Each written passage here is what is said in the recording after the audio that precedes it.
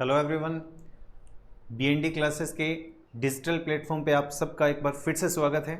आज के इस वीडियो में हम द्वितीय फाइलम सेकंड फाइलम पोरीफेरा के बारे में बात करेंगे। और मैं आपसे बार बार एक ही रिक्वेस्ट कर रहा हूँ कि जब भी आप कोई नया फाइलम पढ़ते हैं तो उससे पहले आप जो फाइलम का एक चार्ट बनाया था उसे बार बार देखें, बार बार रिवाइज करें। तो आइए पोरीफेरा स्टार्ट करते हैं।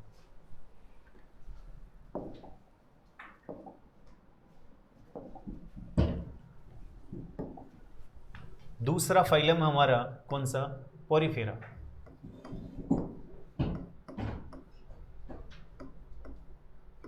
पोरीफेरा पोरीफेरा जो शब्द है, संघ का जो नाम है, वो रॉबर्ट ग्रांट ने दिया था। ये जो शब्द है ये किसने दिया था? रॉबर्ट ग्रंट ने। किसने दिया था? रॉबर्ट ग्रंट ने। पोरीफेरा का जो अध्ययन है वो कहलाता है पैराजूलॉजी। पोरीफेरा का अध्ययन, पोरीफेरा का अध्ययन क्या कहलाता है? पैराजूलॉजी। पैराजूलॉजी।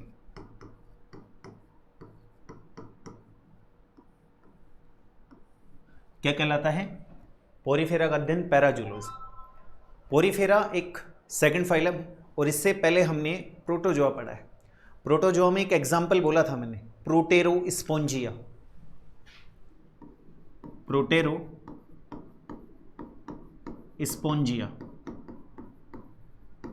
आपको ये एग्जाम्पल याद होगा।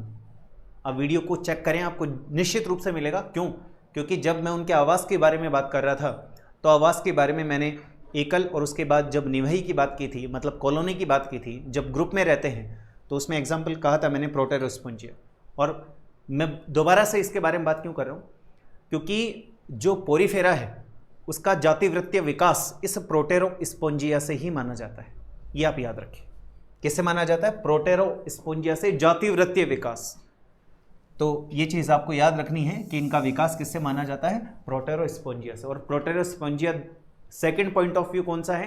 कि वो निवही में रहता है, मतलब कॉलोनी में रहता है। प्रोटोजोआ का एग्जाम्पल है। आगे बात करते हैं।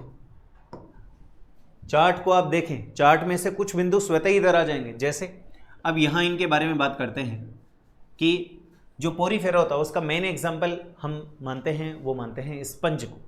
तो इसके कुछ फीचर्स, जैसे ये द्विस्तरीय प्राणी होते हैं। कैसे होते हैं? द्विस्तरीय प्राणी। कैसे प्राणी होते हैं? द्विस्तरीय प्राणी। कैसे प्राणी हैं? द्विस्तरीय। डिप्लोब्लास्टिक। आपको याद होगा मैंने बोला था द्विस्तरीय वे प्राणी जिनका निर्माण केवल दो स्तरों से, एक्टोडर्म से और एंडोडर्म से होता है, उन्हें द्विस्तरीय प्राणी कहते हैं। फर्स्ट वीडियो में ये बातें की थी। तो ये द्विस्तरीय प्राणी है। तो यहां पर दो स्तर देखने को मिलते हैं। एक तो कौन सा देखने को मिलता है? एक्टोडर्म। और दूसरा एंडोडर्म। तो पहले स्तर की बात करते हैं। पहला स्तर एक्टोडर्म।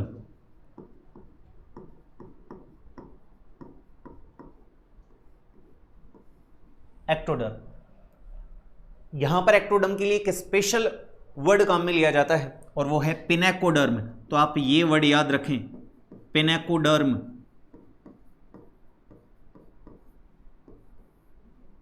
तो आपको ये तो पता चल ही गया कि ये बाहरी स्तर है। बाहरी स्तर क्या है? ये बाहरी स्तर।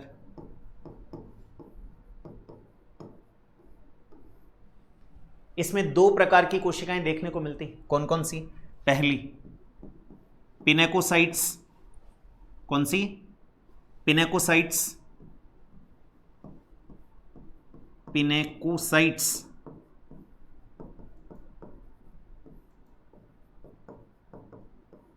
और एक और देखने को मिलेंगी आपको, कहीं नाम मिले तो, पोरोसाइट्स। पोरोसाइट्स इंपॉर्टेंट पिनेकोसाइट्स हमारे लिए। बाहरी स्तर जिसकी कोशिकाएं होती है पिनेकोसाइट्स, और ये पिनेकोसाइट्स मिलकर क्या बनाती हैं? पिनेकोडर्म। बाहरी स्तर, तो ये स्तर याद रखने हैं, और बाहरी स्तर पिनेकोडर्म है और आंतरिक स्तर कोएनोडर्म होता है। अभी बात कर लेते हैं। तो स्तर का जो क्रम है वो हमें याद रखना है। दूसरा आता है जिसे हम कहते हैं एंडोडर्म। जिसे क्या कहते हैं? एंडोडर्म। एंडोडर्म, या इसे कहेंगे कोएनोडर्म। कोएनोडर्म। तो हमारे लिए इंपॉर्टेंट क्या है? हमारे लिए ये कोएनोडर्म इंपॉर्टेंट है और पिनेकोडर्म इंपॉर्टेंट। कोएनोडर्म में जो कोशिकाएं होती हैं उन कोशिकाओं को क्या कहते हैं? जो सेल्स होती हैं उन सेल्स को कहा जाता है कोएनोसाइट्स। कोएनोसाइट्स। क्या कहा जाता है उन्हें? कोएनोसाइट्स। क्या कहा जाता है? कोएनोसाइट्स। और ये जो कोएनोसाइट्स होती हैं ये कशाभिका युक्त होती हैं। कैसी होती हैं? कशाभिका युक्त।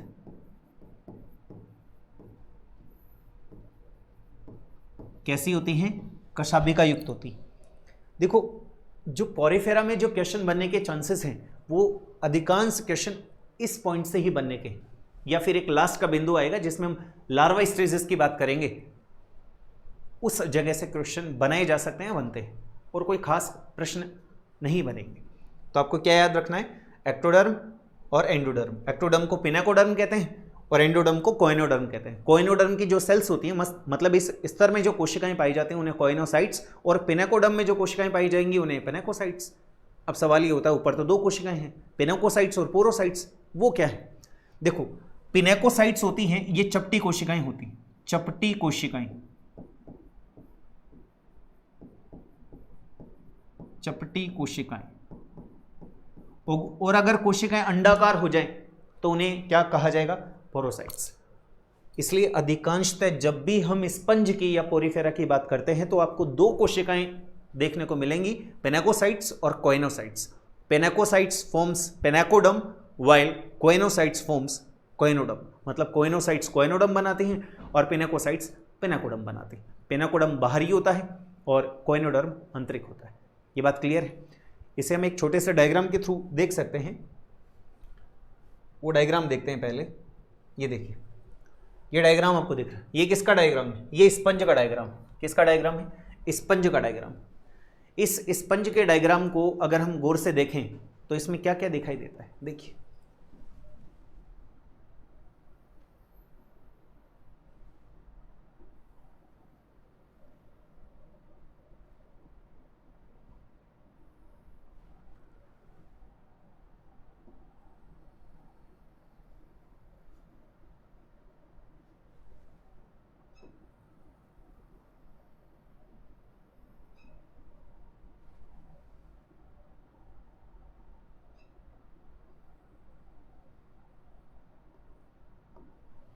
ये इस तरह से आपको देखने को मिलेंगी।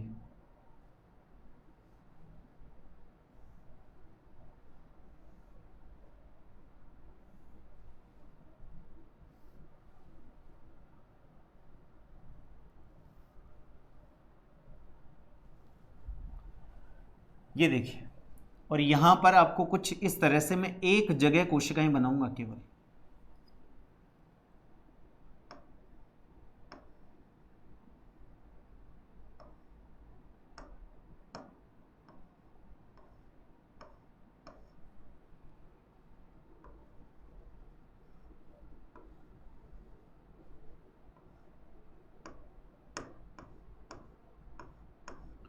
ये पूरे लेयर में मिलेंगे आपको देखने को। जबकि बाहर की तरफ जो कोशिकाएं आपको दिखाई दे रही हैं, ये वाली, ये वाली, ये वाली, आगे बात समझ लो। तो आप मान के चलिए कि जो बाहरी स्तर है ना, ये कौन सी सेल्स है? ये है पिनेकोसाइट्स। ये कौन सी है? पिनेकोसाइट्स। पिनेकोसाइट्स। ये कौन सी कोशिकाएं हैं? पिनेकोसाइट्स। और जब ये कोशिकाएं मिलकर जो स्तर बनाएंगी उसे क्या कहेंगे? पिनेकोडर्म। उसे क्या कहेंगे? पिनेकोडर्म। कंप्लीट पोरीफेरा इस डायग्राम में अगर आप फोकस करेंगे तो क्लियर हो जाएगा, ये जितने भी नाम हैं वो भी क्लियर हो जाएगा। जबकि अंदर की तरफ आपको एक स्तर दिखाई दे रहा है, ये वाला, ये कोशिकाएं कैसी हैं? इन कोशिकाओं को कहा जाता है कोएनोसाइट्स। कोएनोसाइट्स दिख रही हैं आपको, कशाभिका युक्त है। कैसी हैं? कशाभिका युक्त है। और जो लेयर बनाएंगी वो लेयर की, वो क्या कहलाएगा? वो लेयर कहलाएगा कोएनोडर्म। कोएनोडर्म।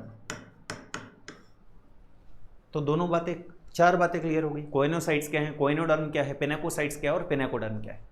पिनाकोडर्म बाहर और कोएनोडर्म अंदर। क्लियर है? अब हमें यहां पर कुछ ऐसे गैप्स दिखाई दे रहे हैं, ये स्थान स्थान पर आपको कुछ गैप्स दिखाई दे रहे हैं। ये छिद्र होते हैं, क्योंकि स्पंज की जो बॉडी होती है, जो शरीर होता है, वो छिद्रित होता है। पोरीफेरा का मतलब ये होता है पोरेटेड बॉडी, छिद्रित युक्त शरीर या छिद्रों युक्त शरीर। तो ये जो छिद्र हैं, इन्हें क्या कहा जाता है? इन छिद्रों को कहा जाता है ओस्टिया। क्या कहा जाता है इनको? ओस्टिया। इन छिद्रों को क्या कहा जाता है? ओस्टिया। और इसके अग्रभाग पर, इसके शीर्ष भाग पर एक छिद्र है, उसे कहा जाता है ओस्कुलम। क्या कहते हैं इसे? ओस्कुलम। ओस्कुलम। क्या कहा जाता है इसे? ओस्कुलम। तो आपको याद रखना है ओस्कुलम क्या है और ओस्टिया क्या है। ओस्टिया एरो से भी पता चल रहा है आपको। ओस्टिया से क्या होता है? स्पंज की बॉडी में जल का प्रवेश होता है। क्या होता है? ओस्टिया से जल का प्रवेश होता है। तो जल का प्रवेश हो रहा है, और जो बाहर निकलेगा जल, वो ओस्कुलम से बाहर निकलेगा। जो बाहर निकलेगा वो किससे निकलेगा? ओस्कुलम से बाहर निकलेगा जल।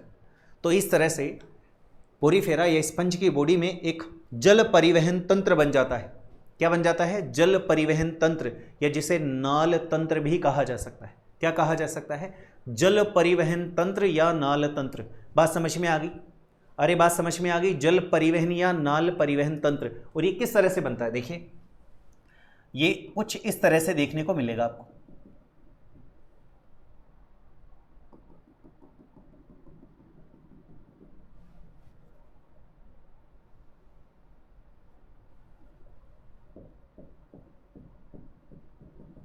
और ये बीच में जो आपको दिखाई दे रही है ना, इसे कहते हैं स्पोंजोसील। स्पोंजोसील या स्पोंज सील या स्पंज गुहा। क्या कहते हैं इसे? Sponge seal. तो जब जल इस अंदर की तरफ प्रवेश करता है, तो आपको मैंने बताया कि ये कौन है? कशाभिकाएं। तो कशाभिकाएं क्या करती हैं? एक परिवहन तंत्र बना देती है। जैसे जल अंदर प्रवेश करता है तो ये क्या कर देती है? एक परिवहन तंत्र बना देती है, और उसका क्या करती है? बहिर्गमन करती है, बाहर की तरफ भेजती है। तो इस प्रकार से, इस प्रोसेस से एक सिस्टम बन जाता है, जिसे जल परिवहन तंत्र या नाल परिवहन तंत्र कहा जाता है। और यही नाल परिवहन तंत्र श्वसन में, उत्सर्जन में, पोषण में सहायक होता है। तो नाल परिवहन तंत्र कैसे बनता है हमें समझ लिया कि जल जब अंदर प्रवेश करता है तो इसके निरंतर, किसकी? कोएनोसाइट्स पे उपस्थित जो कशाभिकाएं हैं, उनकी निरंतर गतियों के कारण एक जल में निरंतरता बन जाती है, एक धारा प्रवाह बन जाता है, और उस धारा प्रवाह से एक सिस्टम बनता है, जिसे आप जल परिवहन तंत्र कह सकते हैं, जिसे आप नाल परिवहन तंत्र कह सकते हैं। ये उत्सर्जन में, पोषण में और श्वसन में सहायक होता है। ओस्टिया सूक्ष्म छिद्र होते हैं जो स्पंज के बाहरी सतह या मैं कहूँ संपूर्ण सतह पर पाए जाते हैं, जबकि इसके अग्रभाग पर या शीर्ष भाग पर एक छिद्र पाया जाता है जिसे ओस्कुलम कहते हैं। ओस्कुलम से जल का निकास किया जाता है, जल बाहर की तरफ आता है। तो दोनों छिद्र और दोनों छिद्रों के कार्य भी आपको याद रखने हैं। क्लियर? आगे चलते हैं। इसके मध्य में जो गुहा बनी उसे हमने स्पोंजसील कहा है। अब हमें क्या दिखाई दे रहा है कि हमें ये देखने को मिल रहा है कि इसके बीच में एक गैप है। कौन सा गैप है? ये गैप आपको देखने को मिल रहा है। क्लियर है? नजर आ रहा होगा ये वाला गैप। इस गैप को क्या कहते हैं? इस गैप को कहते हैं मीसेनकाइम। मीसेनकाइम। ये सारी बातें उस चित्र में दिखाई नहीं देती, लेकिन मैंने आपसे कहा कि हम इस चित्र के माध्यम से पोरीफेरा से संबंधित सभी बातें जान सकते हैं, सभी बातों के बारे में अध्ययन कर सकते हैं। इसलिए आप गौर से इस डायग्राम को देखते रहे। ये सारी की सारी सेम स्ट्रक्चर इधर भी बन जाएगी, दोनों तरफ बन जाएगी।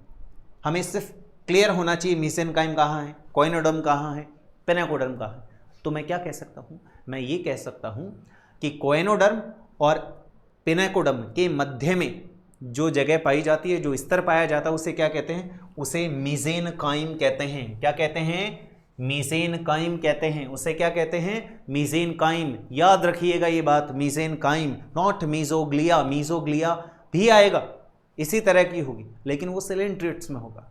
इधर क्या शब्द काम में लेना है आपको, इधर मीसेनकाइम शब्द काम में लेना है। क्लियर।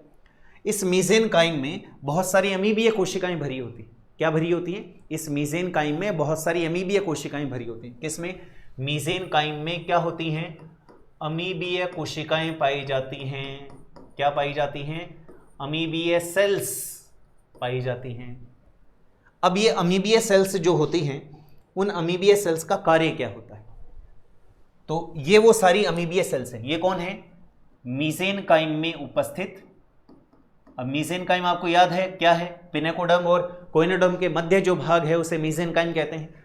तो मीसेनकाइम में उपस्थित अमीबीय कोशिकाएं, अमीबीय कोशिकाएं,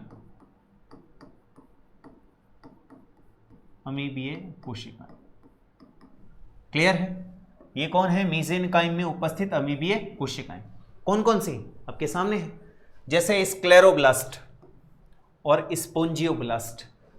इन दोनों का काम क्या है, इन दोनों का काम होता है कंकाल निर्माण। दोनों का काम क्या है, कंकाल निर्माण।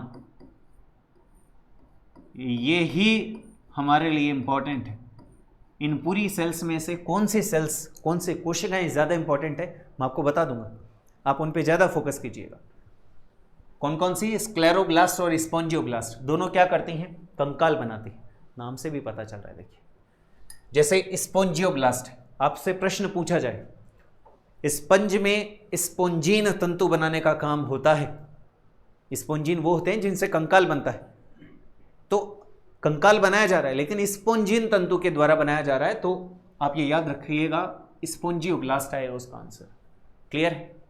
और अगर कंटिकाओं के द्वारा बनाए जाने वाले कंकाल की बात की है, तो कंटिकाएं किसके द्वारा बनेंगी, स्क्लेरोब्लास्ट से। आप चाहें तो इसे नोट कर सकते हैं। क्या, स्क्लेरोब्लास्ट क्या बनाता है, कंटिकाएं बनाता है, जबकि स्पोंजियोब्लास्ट क्या बनाता है, स्पोंजीन तंतु बनाता है। और कंटिकाएं और तंतु दोनों ही मिलकर क्या बनाते हैं, कंकाल बनाते हैं। लेकिन दोनों में डिफरेंस है, एक कंटिकाओं से बनने वाला और एक स्पोंजीन तंतुओं से बनने वाला। तो दोनों को आप याद रखें। क्लियर। आगे चलते हैं। थीसोसाइट्स बहुत बहुत बहुत इंपॉर्टेंट है। क्या करती है, भोजन संग्रहण करती है। क्या करते हैं, भोजन संग्रहण।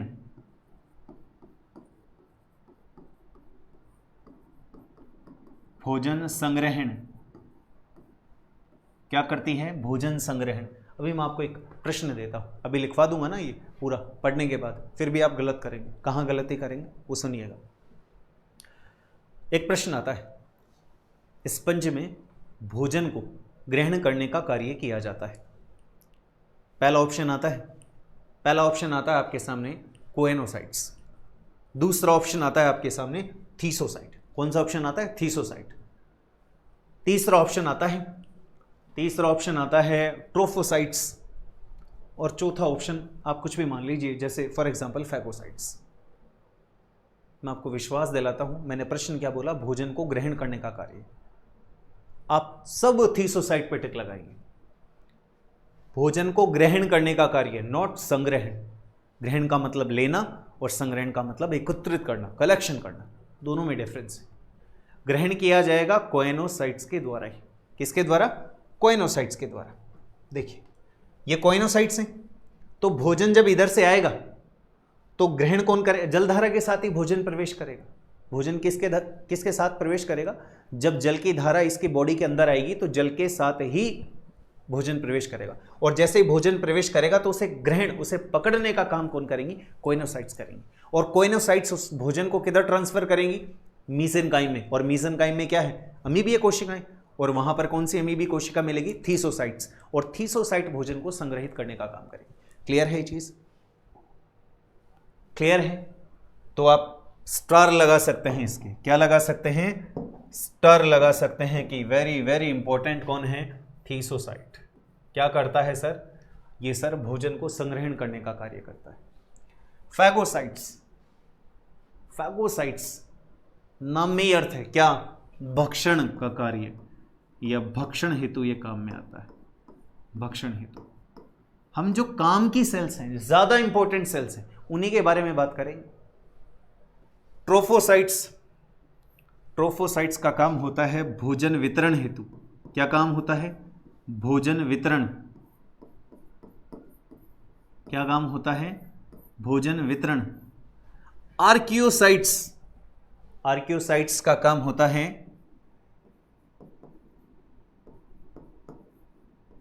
स्पर्मेटोजोआ तथा अंडाणु का निर्माण। अंडाणु का निर्माण इंपॉर्टेंट हो गया, स्वतः ही इंपॉर्टेंट हो गया। जैसे कार्य देखा ना आपने, आप खुद समझ गए कि इंपॉर्टेंट पूछा जा सकता है, किसी भी एग्जाम में पूछा जाए, बट इंपॉर्टेंट है ही। नेक्स्ट, कोई खास बात नहीं है। कोलेनोसाइट्स, कोलेनोसाइट्स संयोजी ऊतक के काम आता है। क्रोमोसाइट्स, आप लिखना चाहे तो लिख सकते हैं संयोजी ऊतक। क्लियर है? क्रोमोसाइट्स नाम से पता चलता है, क्रोमो मतलब वर्णक, तो वर्णक युक्त।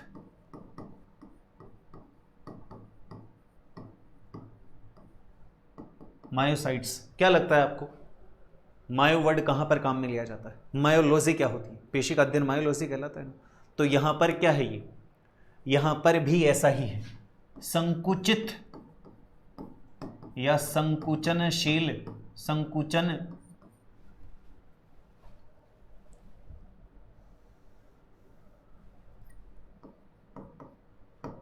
संकुचन।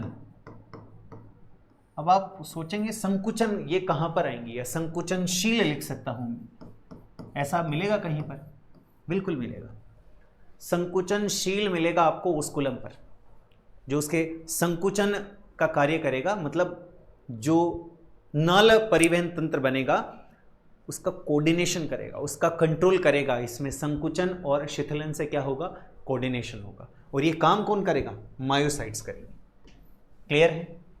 अब बात करते हैं इंपॉर्टेंट की। इंपॉर्टेंट मैंने आपको बताई, आर्कियोसाइट्स मोस्ट इंपॉर्टेंट, और उसके बाद में थीसोसाइट्स मोस्ट इंपॉर्टेंट, और उसके बाद में ये स्क्लेरोब्लास्ट और स्पोंजियोब्लास्ट। ये तीन हैं जो हमें याद रखनी है, और कोई खास हमारे लिए है नहीं। अगर फैगोसाइट्स पूछा जाता है तो आप देखते ही समझ जाएंगे। ट्रोफोसाइट्स भोजन के वितरण में काम में आती हैं, जो इतने खास इंपॉर्टेंट नहीं हैं एमसीक्यू के पॉइंट ऑफ व्यू से। क्लियर है? तो ये सारी कोशिकाएं आपके क्लियर है कि कौन कौन सी कोशिकाएं किधर देखने को मिलती हैं। आगे चलते हैं, अब इससे संबंधित कुछ बातें करते हैं। क्या बातें करते हैं? देखिए, अभी अभी हमने कहा कि ये कैसे होते हैं? द्विस्तरीय होते हैं। कौन? पोरीफेरा। पोरीफेरा में और देखें तो क्या देखने को मिलेगा? इनमें कंकाल कैल्शियम कार्बोनेट या सिलिका का बना होता है, सिलिका का बना होता है।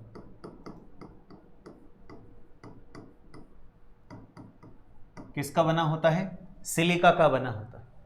आगे चलते हैं, इनमें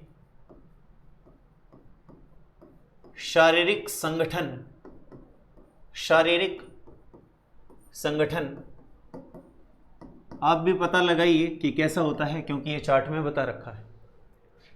इनमें शारीरिक संगठन जो आपको देखने को मिलेगा वो कोशिकीय संगठन देखने को मिलेगा। कैसा? कोशिकीय संगठन। कैसा देखने को मिलेगा? कोशिकीय संगठन। सेलुलर ऑर्गेनाइजेशन, बॉडी ऑर्गेनाइजेशन, यानी कि शरीर के संगठन का स्तर कैसा होगा? सेलुलर, कोशिकीय। प्रोटोजोआ में कैसा होता है? प्रोटोजोआ में होता है प्रोटोप्लाज्मिक, जीव द्रव्य स्तर। सिलेंट्रिटा में क्या देखने को मिलेगा? सिलेंट्रिटा में मिलेगा ऊतकीय स्तर, टिश्यू लेवल। तो ये बात आप अच्छी तरह से याद कर लें कि अगर शारीरिक संगठन पूछा जाता है, इन्हें हम ध्यान नहीं देते। जबकि इस फाइलम की बात करूं मैं सबकी, तो सभी फाइलम में जो भी स्टार्टिंग के ज़्यादा से ज़्यादा 5-6 फाइलम, ज़्यादा से ज़्यादा 5-6 फाइलम, उसके बाद में तो कॉमन होने लग जाता है, क्योंकि आगे हमें क्या मिलने लग जाएंगे, आगे हमें देखने को मिलेंगे अंगतंत्र सिस्टम। तो लेकिन प्रारंभिक जो 2-4 बातें हैं कि जीव द्रव्य स्तर किस में देखने को मिलता है, कोशिकीय स्तर किस में देखने को मिलता है, ऊतकीय स्तर किस में देखने को मिलता है, तो ये बातें आप याद रखें। जीव द्रव्य प्रोटोजोआ में देखने को मिलेगा। क्रम के शुरुआती 3 क्रम तो आप अच्छे से याद कर लें। जीव द्रव्य स्तर प्रोटोजोआ में देखने को मिलेगा, कोशिकीय स्तर पोरिफेरा में देखने को मिलेगा, और ऊतकीय स्तर सिलेंट्रेटा में देखने को मिलेगा। तो आप ये याद रखें, तो कोशिकीय संगठन इसमें देखने को मिलता है। आगे बात करते हैं। देखिए, हमने बात की 2 छिद्रों की। कौन कौन से? पहला छिद्र जिसे हमने कहा ओस्कुलम। ओस्कुलम ये कहां पर होते हैं? ये अग्र भाग पर पाया जाता है, अग्र या शीर्ष भाग पर स्थित। कार्य क्या है इसका? इसका कार्य होता है जल का निकास, जल का निकास, जल को बाहर निकालना। दूसरा आता है ओस्टिया।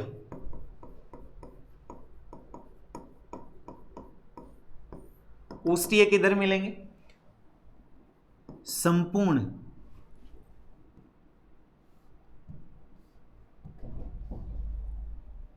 लगभग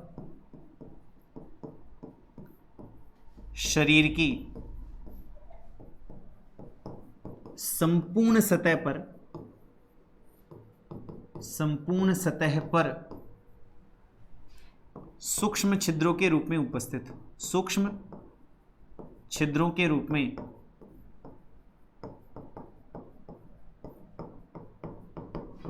उपस्थित, सूक्ष्म छिद्रों के रूप में उपस्थित। कार्य क्या है? इनके द्वारा क्या होता है? जल का प्रवेश, जल का प्रवेश। बहुत सामान्य प्रश्न बनता है, निम्न में से किस छिद्र के द्वारा पोरिफेरा में या स्पंज में जल का प्रवेश होता है? ओस्टिया और ओस्कुलम। और उसी समय हमें याद नहीं आता, हमें ये तो याद रहता है कि एक से जल का प्रवेश होता है और एक से जल का निकास होता है, लेकिन उस समय बिल्कुल रिकॉल नहीं होता। तो आप ये याद रखें, जल का प्रवेश किससे होता है? जल का प्रवेश ओस्टिया से होता है और जल का निकास ओस्कुलम से होता है। ये 2 बातें भी आप अच्छी तरह से याद रखें। जहाँ जहाँ प्रश्न बनने की संभावना है, मैं वहाँ पर आपको रिकॉल करवा रहा हूँ, आपको पॉइंट आउट करवा रहा हूँ। आप उन चीज़ों पर, उन बिंदुओं पर विशेष तौर पर ध्यान दें और ध्यान रखें कि कौन कौन से बिंदु हमें ध्यान रखने हैं। आगे देखते हैं। इनके शरीर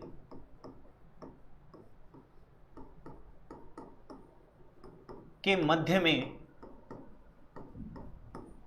एक गुहा होती है जिसे स्पॉन्ज सील कहते हैं, जिसे स्पॉन्ज सील कहते हैं।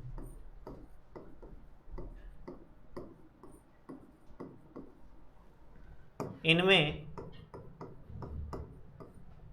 एक नाल तंत्र अथवा जल परिवहन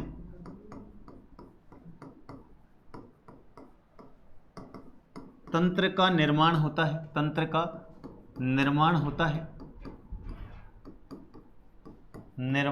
है जो श्वसन, उत्सर्जन तथा पोषण में सहायक होता है, पोषण में सहायक होता है। अब आता है कि इसमें ये जो श्वसन होगा, उत्सर्जन होगा, ये होगा किसके द्वारा? तो इनमें श्वसन, उत्सर्जन शरीर की सामान्य सतह के द्वारा होता है, सामान्य सतह के द्वारा होता है।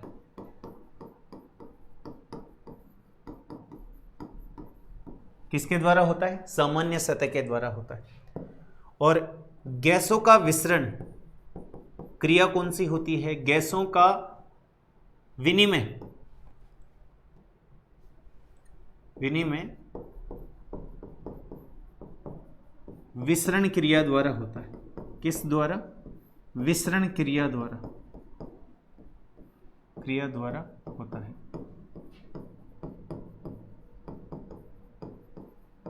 नेक्स्ट,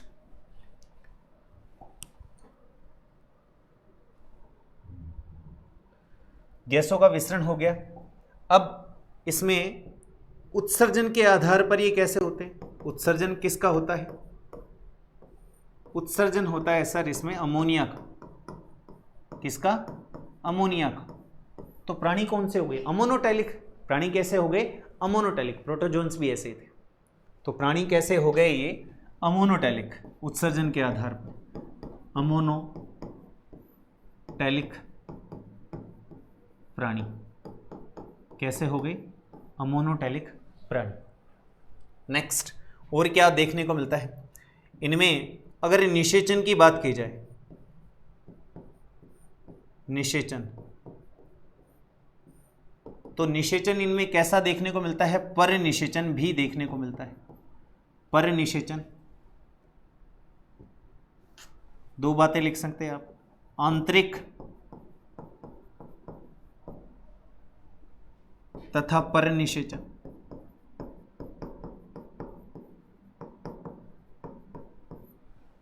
नेक्स्ट, ये निषेचन की बात हो गई। और कोई खास बात इनमें? और भी खास बात है। और खास बात आती है कि निषेचन अगर इनमें ऐसा मिलता है तो इनमें क्या कोई लार्वावस्था या कोई जनन के तरीके? बिल्कुल है। दोनों जनन की अगर बात करूं मैं, आप जनन में पहला बिंदु आता है कौन सा? अलैंगिक, अलैंगिक जनन। तो सर अलैंगिक जनन इसमें कैसे मिलेगा? अलैंगिक जनन का सबसे बेस्ट तरीका है इसमें बाह्य मुकुलन। मुकुलन मैं लिख देता हूं, मुकुलन। क्या? मुकुलन। मुकुलन वो भी अधिकांशतः बाह्य मुकुलन देखने को मिलेगा। कैसा? बाह्य मुकुलन। इसमें एक नाम आपने पढ़ रखा होगा, और नहीं पढ़ रखा तो आप इसे याद कर लें, जेम्यूल। जेम्यूल द्वारा, जेम्यूल द्वारा। देखें, इसे कुछ लोग गेम्यूल भी लिख देते हैं, तो आप गेम्यूल, इसके फॉर्मेशन की प्रक्रिया को कहा जाता है जेम्यूलेशन या गेम्यूलेशन। तो इसको भी आप याद रखें। जेम्यूल क्या है? Asexual type, asexual reproduction. किसमें? स्पंज में। किसमें? पोरीफेरा में। तो ये याद रखना कि जेम्यूल इसका बेस्ट एग्जांपल है, मुकुलन इसका एग्जांपल है। मुकुलन याद रहेगा, जेम्यूल याद नहीं रहेगा। जेम्यूल स्पंज में मिलता है। किस में देखने को मिलता है? स्पंज में देखने को मिलता है। दूसरा, लैंगिक जनन देखने को मिलेगा, बिल्कुल लैंगिक जनन इनमें देखने को मिलेगा। लैंगिक जनन देखने को मिलेगा। क्यों? क्योंकि ये भैया उभयलिंग प्राणी होते हैं। कैसे होते हैं? उभयलिंगी प्राणी होते हैं। कैसे होते हैं? उभयलिंगी प्राणी होते हैं। क्लियर है? कैसे प्राणी होते हैं? उभयलिंगी प्राणी होते हैं। किस तरह से देखें, थोड़ा सा हम इसके बारे में बात करेंगे, ज़्यादा गहराई में नहीं जाएंगे, फाइलम ही तो पढ़ रहे हैं हम। निषेचन देखते हैं। अभी अभी आपको कुछ पीछे कोशिकाएं बात की थी जिनका नाम था आर्क्योसाइट्स, याद है? आर्क्योसाइट्स वो हैं जो स्पर्मेटोजोआ और अंडाणु का निर्माण करती हैं। तो मैं क्या लिख सकता हूं? मैं लिख सकता हूं कि आर्कियोसाइट्स, कौन? आर्कियोसाइट्स। आर्कियोसाइट्स क्या करेंगी? आप खुद समझदार हैं, अभी अभी लिखवाया है आपको। स्पर्मेटोजोआ क्या बनाएंगी? स्पर्मेटोजोआ तथा अंडाणु का निर्माण। अंडाणु का निर्माण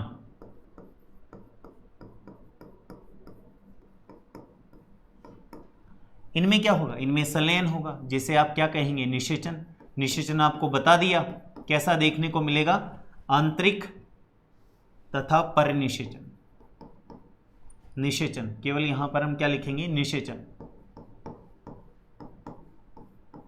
निषेचन होने से क्या बनेगा? निषेचन होने से सर युग्मनज बनेगा, जाइगोट बनेगा। क्या बनेगा? युग्मनज बनेगा। और युग्मनज से क्या बनेगा? युग्मनज से बनेगा लार्वावस्था। क्या बनेगी? लार्वावस्था। मैं आपको यही समझाना चाहता था। ये चीज़ मैं डायरेक्ट भी लिखवा सकता था, लेकिन आपको याद रखनी है, जाइगोट से क्या बनेगा? लार्वावस्था। लार्वावस्था में बहुत इंपॉर्टेंट है। जैसे एक लार्वावस्था का नाम होता है इसमें एम्फीब्लास्टुला, एक का नाम होता है पेरेनकाइमूला। ये बहुत बहुत इंपॉर्टेंट है, अभी आपको लिखवा दूंगा आगे मैं। लार्वावस्थाएं कौन कौन सी बनेंगी, तो लार्वावस्थाओं के नाम लिख लेते हैं हम, बहुत ज़्यादा इंपॉर्टेंट है दोनों की दोनों। देखिए, लार्वावस्था,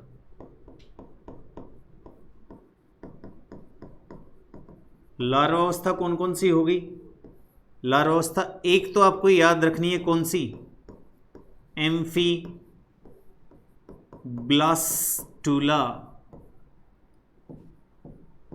एम्फीब्लास्टुला याद रखनी है अच्छे से।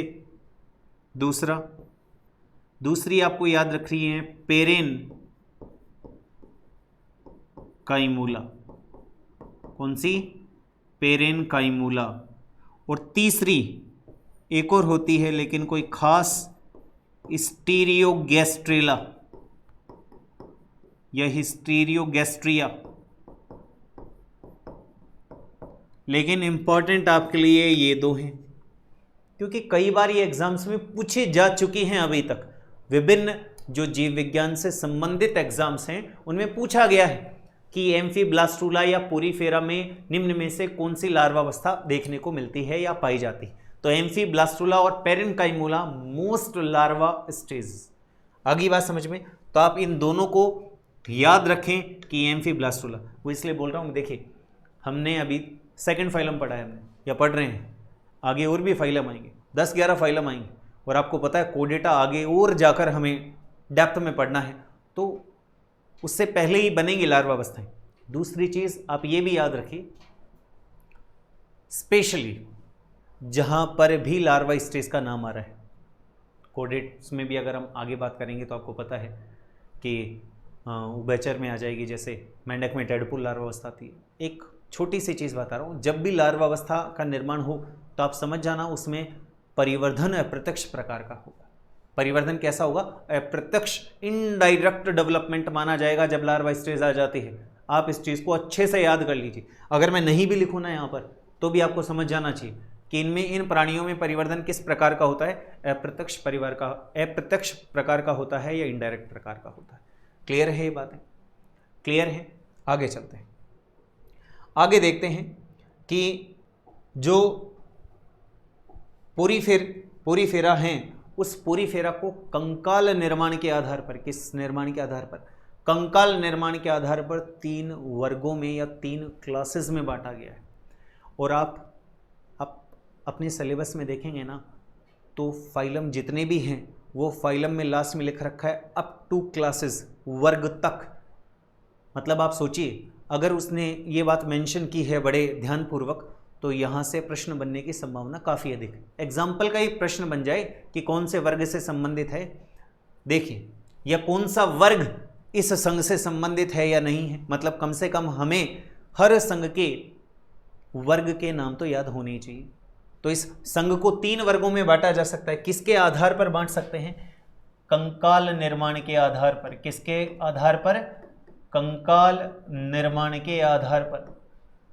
कंकाल निर्माण के आधार पर 3 वर्गों में इसे बांटा गया है। देखिए, 3 वर्ग आपको दिखाई दे रहे हैं, अच्छे से दिखाई दे रहे हैं। 3 वर्ग कौन कौन से हैं देखते हैं हम। पहला वर्ग कैल्केरिया, दूसरा वर्ग हेक्साक्टिनिलिडा और तीसरा वर्ग डेमोस्पोंजिया। ये 3 वर्ग हैं, तीनों के नाम आपको याद होने चाहिए। कौन कौन से? कैल्केरिया, हेक्साक्टिनिलिडा और तीसरा डेमोस्पोंजिया। तीनों वर्ग आपको पता होने चाहिए। पहला कैल्केरिया, कैल्केरिया का बेस्ट एग्जाम्पल है ल्यूकोसोलेनिया और दूसरा एग्जाम्पल है साइफा या साइकोन। ल्यूकोसोलेनिया जो एग्जाम्पल है आप अच्छी तरह यहां पे लगा सकते हैं, एक बात लिख सकते हैं, सूक्ष्मतम स्पंज,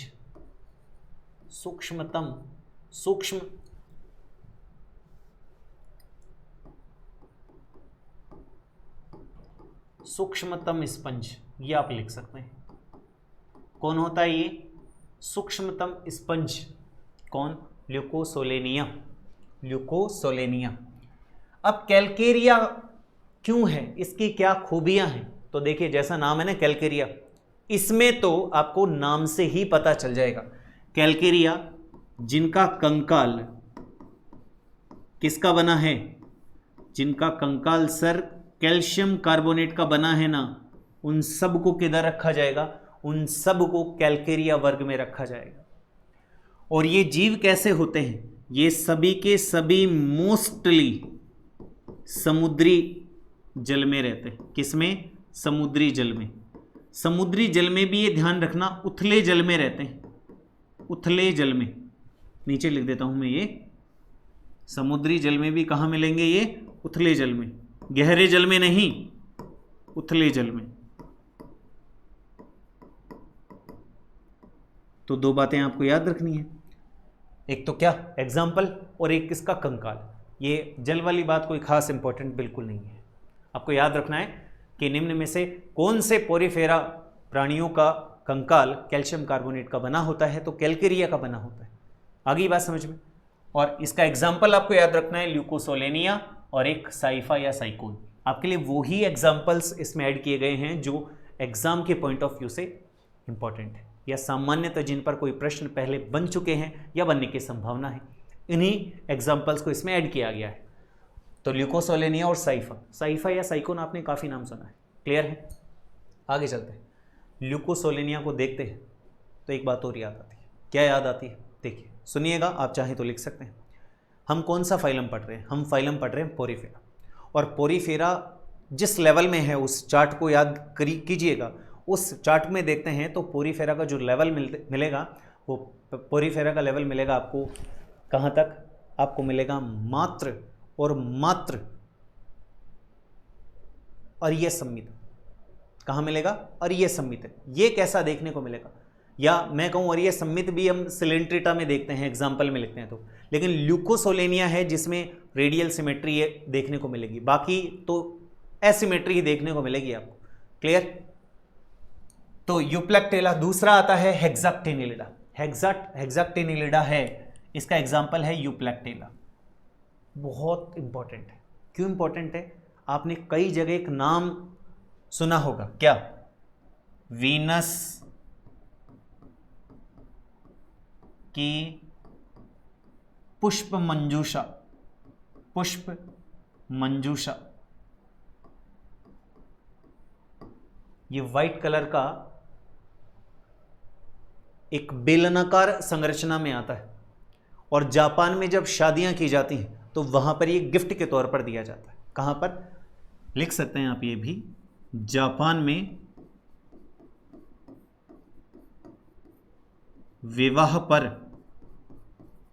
विवाह पर उपहार स्वरूप या उपहार के रूप में दिया जाता है, उपहार के रूप में। इसीलिए तो मैंने बोला था आपको कि इंपॉर्टेंट है। आप वीनस वहां पर देवी, जिसे गॉडेस ऑफ लव, प्यार की देवी कहा जाता है। नाम क्या है उसका? वीनस। इसीलिए इसे क्या बोला जाता है? वीनस की पुष्प मंजूषा। कहां पर? जापान में। दूसरी बात करते हैं, सर इसका कैल्शियम कार्बोनेट का बना है तो इसका किसका बना होता है? इसका बना होता है सिलिका का। किसका? सिलिका का। सिलिका का क्या बना होता है? सिलिका निर्मित कंकाल। कैसा कंकाल है? सिलिका निर्मित कंकाल। और ये भी षट कोणीय कंटिकाओं से मिलकर बना होता है। कैसा? किसका? हेक्साक्टिनिलिडा का। अब तीसरी क्लास आती है हमारी स्पोंजिया, स्पोंजिला, चेलाइना, हिपोस्पोंजिया और एफिडेटिया। देखिए इसमें जितने भी देखते हैं, जैसे स्पोंजिया है, बाथ स्पंज है। बाथ स्पंज मतलब नहाने के समय जो हम स्पंज काम में लेते हैं वो इसी से बनाया जाता है। अब यहाँ पर एक दो एग्जाम्पल आपको बड़े गौर से याद रखने हैं। जैसे पहला एग्जाम्पल आता है चेलाइना। चेलाइना या हिप्पोस्पोंजिया को लिख देते हैं क्या? अश्व स्पंज। क्या लिख देते हैं? अश्व स्पंज। एफिडेटा क्या होता है? Sulphur sponge.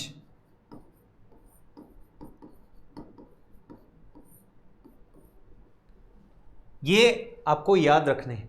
इसमें अंतःकंकाल या कंकाल किसका बना होता है? इसमें भी सिलिका निर्मित होता है। क्या? कंकाल सिलिका निर्मित।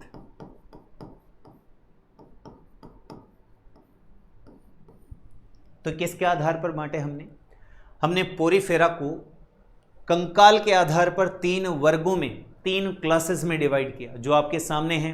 कैलकेरिया, हेक्साक्टिनिलिडा और थर्ड जो आती है वो है डेमोस्पोंजिया। एक बार हम इस पूरे फाइलम का क्विक रिव्यू चेक करते हैं। आइए, और मैं फिर बोल रहा हूं, अगर कोई डाउट हो तो आप उसे क्लियर कर सकते हैं। पोरीफेरा शब्द किसने दिया? रॉबर्ट ग्रांट ने दिया।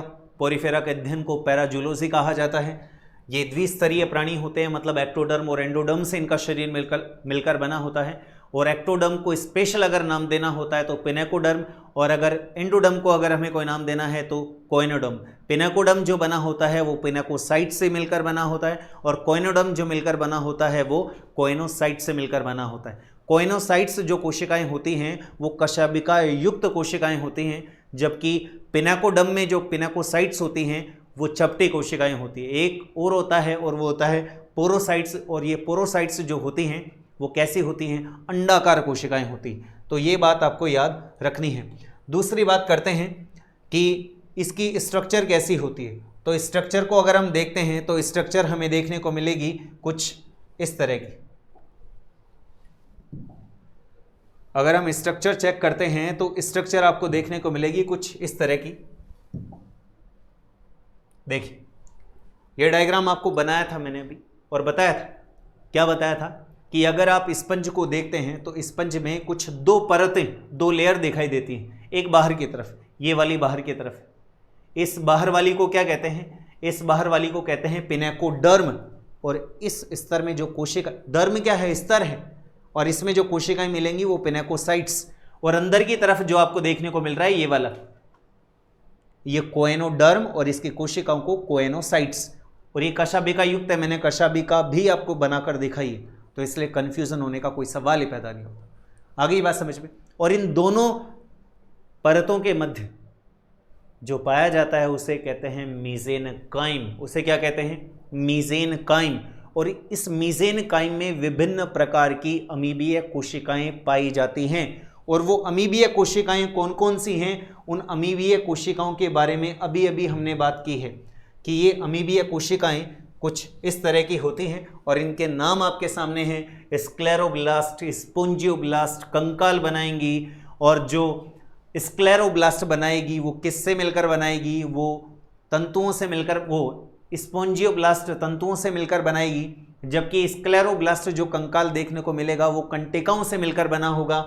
और थीसोसाइट्स भोजन संग्रह का कार्य करेंगी, फैगोसाइट्स भक्षण का कार्य करेंगी, ट्रोफोसाइट्स भोजन के वितरण का कार्य करेंगी, आर्कियोसाइट्स स्पर्मेटोजोआ और अंडाणु का निर्माण काम करेंगी। और ये ध्यान रखना, ये कैसी होती हैं? ये टोटिवपोटेंस होती हैं, पूर्ण शक्य कोशिकाएं होती हैं, ये आपको पता है। कोलोनोसाइट्स हैं, ये कैसी होती हैं? संयोजी बनाने का काम करेंगी। क्रोमोसाइट्स हैं, वर्णकयुक्त होती हैं। मायोसाइट्स हैं, संकुचनशील होती हैं। और मैंने आपको बताया कि संकुचनशील किधर मिलेगी? उस कॉलम के ऊपर देखने को मिलेगी। इसके आगे अगर हमने बात की तो इसके आगे हम बात करते हैं इनके शरीर की। तो इनका शरीर कैल्शियम कार्बोनेट का बना होता है, सिलिका का बना होता है, और ओस्कुलम और ओस्टिया 2 छिद्र पाए जाते हैं। ओस्कुलम और ओस्टिया 2 छिद्र पाए जाते हैं, उनके बारे में मैंने बताया कि इसकी पूरी बॉडी होती है, इस बॉडी पे स्थान स्थान पर जो छिद्र देखने को मिलते हैं सूक्ष्म, उन्हें ओस्टिया कहते हैं। ओस्टिया जल को अंदर की तरफ लेके जाते हैं, जबकि इसके शीर्ष और अग्रभाग पर लगा हुआ छिद्र होता है जिसे ओस्कुलम कहते हैं। ओस्कुलम जल के निकास का काम यानी कि बाहर ले जाने का काम करता है। आप खुद इस चीज को सोचिएगा कि जैसे ही जल इसके अंदर प्रवेश करेगा, तो जैसे ही जल प्रवेश करेगा तो अंदर जो कोएनोसाइट्स हैं, जो कशाबिका युक्त कोशिकाएं हैं, उनकी कशाबिका के कारण जल की एक निरंतर धारा बन जाती है। और इस निरंतर धारा बन जाने से इसे क्या कहा जाता है? नाल परिवहन तंत्र या जल परिवहन तंत्र। और ये जल परिवहन तंत्र या नाल परिवहन तंत्र क्या काम आता है? ये काम आएगा आपके पोषण में, आपके उत्सर्जन में, आपके श्वसन में। तो नाल परिवहन तंत्र का रोल आपको समझ में आ गया। और इसके बीच में जो गुहा होती है उसे कहा जाता है स्पॉन्जोसील। उसे क्या कहा जाता है? स्पॉन्जोसील। इसके बाद में बात की हमने, ये बात हम कर चुके हैं, सारी मैंने डायग्राम में बता दी आपको। दूसरी बात है अमोनोटेलिक। तो आप स्वयं समझदार हैं कि ये पानी में पाया जाने वाला जीव है, जल में पाया जाने वाला जीव है। और जल में जो प्रारंभिक स्तर के प्राणी होते हैं वो अमोनोटेलिक ही होते हैं। क्यों होते हैं ये आपको उत्सर्जन वाले चैप्टर में देखने को मिल जाएगा। देखें, जनन की बात की हमने, कहा अलैंगिक और अलैंगिक जनन देखने को मिलता है। अलैंगिक में आपको याद रखना है मुकुलन, और मुकुलन से भी ज़्यादा इंपॉर्टेंट है जेम्यूल, या जिसे आप गैम्यूल या formation of gemmule which is known as gemmulation या गैम्यूलेशन, ये वर्ड आपको याद रखना है। लार्वा अवस्थाओं का नाम आपको याद रखना है, एम्फीब्लास्टुला, पेरेनकाइमुला। ये दो लार्वा अवस्थाएं ज़्यादा मोस्ट इंपॉर्टेंट लार्वा अवस्थाएं हैं। इसके बाद हमने कंकाल के आधार पर इन्हें 3 वर्गों में बांटा। जो 3 वर्ग आपके सामने हैं, कैल्केरिया है, हेक्साक्टिनिलिडा है और तीसरा डेमोस्पोंजिया है। तीनों के कुछ एग्जाम्पल्स आपके सामने लिख रखे हैं। वो इसलिए लिख रखे हैं कि इन एग्जाम्पल्स को वर्ग यानी कि आपको मैच द फॉलोइंग, सुमेलित कीजिए तरह का एग्जाम्पल पूछा जा सकता है। निम्न में से कौन सुमेलित है, निम्न में से कौन सुमेलित नहीं है। तो आप याद रखिएगा, पूछा जाएगा जब प्रश्न, तो जब भी कोई फाइलम काम में लिया जाएगा तो उस फाइलम के मोस्ट प्रोमिनेंट जो एग्जाम्पल हैं उनको ही क्वेश्चन के तौर पर काम में लिया जाएगा। खूब सारे एग्जाम्पल हैं, नॉट पॉसिबल याद कर पाना, इसलिए आपको वही एग्जाम्पल बताए जा रहे हैं जो मोस्ट प्रोबेबली आने की संभावना है। जैसे ल्यूकोसोलेनिया है, साइफा है। ल्यूकोसोलेनिया आपको बता दिया सूक्ष्मतम होता है, कैल्केरिया कैल्शियम कार्बोनेट का बना होता है, ये समुद्री जल में होते हैं। अगर इनके बारे में भी आपको बात कर रही हैं तो ये भी आपको समुद्री जल में ही देखने को मिलेंगे। ये भी कहाँ मिलेंगे? समुद्री जल में। लेकिन ये उथले जल में थे तो ये गहरे जल में देखने को मिलेंगे। लेकिन मैंने बोला ना, इस तरह के इस टाइप के प्रश्न बनने की कोई संभावना ही नहीं बनती। तो इनका शरीर किसका बना होता है? सिलिका निर्मित होता है। अगर इसकी बात करें तो इसका जो एग्जाम्पल है वो एग्जाम्पल यूप्लेक्टिला, वो ज़्यादा इंपॉर्टेंट है। जो वीनस के पुष्प मंजूषा है जिसे जापान में विवाह पर गिफ्ट के तौर पे दिया जाता है। और डेमोस्पोंजिया है जिसमें स्पोंजिया है, जिसे आप बाथ स्पंज कहते हैं, स्पोंजिला है, चेलाइना है, हिप्पोस्पोंजिया है या एफिडेटिया है। इनको आपको एग्जाम्पल के तौर पर याद रखना है। इनका शरीर भी सिलिका निर्मित होता है। ये कहाँ मिलेंगे? ये लवणीय में भी मिलेंगे, लवणीय में भी मिलेंगे, और ये उथले में भी मिलेंगे और गहरे जल में भी मिलेंगे। आप चाहें तो ये भी सारी बातें यहाँ पर मेंशन कर सकते हैं। तो इस तरह से पोरीफेरा फाइलम हमारा समाप्त होता है। और पोरीफेरा फाइलम से संबंधित हमने सभी प्रोमिनेंट या मुख्य बातें आपको बता दी हैं। ऐसे तो और भी है, मैं बोलूँ तंत्रिका तंत्र अनुपस्थित होता है। जब शारीरिक संगठन अभी हम किस पे कर रहे हैं? कोशिकीय स्तर पर, तो तंत्रिका तंत्र अनुपस्थित होगा। आप चाहें तो लिख सकते हैं तंत्रिका तंत्र अनुपस्थित होता है। निषेचन से संबंधित सारी बातें बता दी। इस तरह से पोरीफेरा आज हमारा कंप्लीट हो गया। नेक्स्ट वीडियो में हम नेक्स्ट फाइलम के बारे में बात करेंगे। आई होप आपको ये पोरीफेरा संघ आसान लगा होगा, समझ में आया होगा। आज के लिए बस इतना ही। Thank you very much. जय हिंद, जय भारत।